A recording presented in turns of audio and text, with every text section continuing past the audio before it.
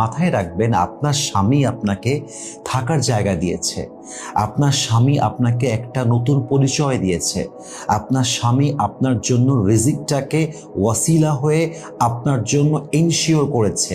আপনার স্বামী আপনার জন্য এক বড় বট বৃক্ষের মতো, যার ছায়াতলে থাকলে আপনার জীবনটা শান্তিতে থাকে, আর যার ছায়াতলে না থাকলে আপনার জীবনটা অশান্ত হয়ে যায়। আমার কথা হচ্ছে যে আমি মানছি যে আপনার স্বামী আসলে ভালো না, আমি মেনে নিলাম যে আপনার স্বামী আপনার পরিপূর্ণ যত্ন করে না, আমি মেনে নিলাম যে আপনার স্বামী আপনাকে যথাযথ সম্মান করে না, আমি মেনে নিলাম যে আপনার স্বামী হয়তো বা অন্য কোথাও আসক্ত বা অন্য নারীকে সে চায়। আমার কথা হচ্ছে প্রিয় বোন, আপনি কি করবেন? আপনি তার বিরুদ্ধে স্ট্যান্ড নেবেন, তার বিরুদ্ধে অভিযোগ তুলবেন, সমাজের চোখে তাকে ছোট করবেন, অথবা আপনি এই বাড়ি ছেড়ে আপনার বাসা চলে যাবেন, তালাক নেবেন, ডিভোর্স নেবেন, আপনি ডিভোর্সই হবেন। তারপর আপনি কোথায় যাবেন?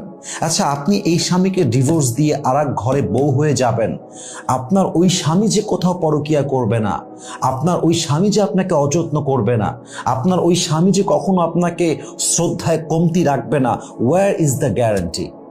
Where is the guarantee? Give me the guarantee. There is no guarantee of it. আপনি যে পুরুষের কাছে আজকে আছেন, এটাও যেমন অনিশ্চিত যে সে পরিপূর্ণ ভালো হবে কিনা আদৌ। ইভেন আপনি যখন একে ছেড়ে যাবেন, আপনি আর এক জায়গায় যে যাবেন, ওই পুরুষ যে ভালো হবে কিনা, এর কোনো গ্যারান্টি কোনো পৃথিবীর কোনো মেয়ে কখনো একটা মুহূর্তের জন্য দিতে পারবে না। ঠিক আছে কিনা বলুন সবাই?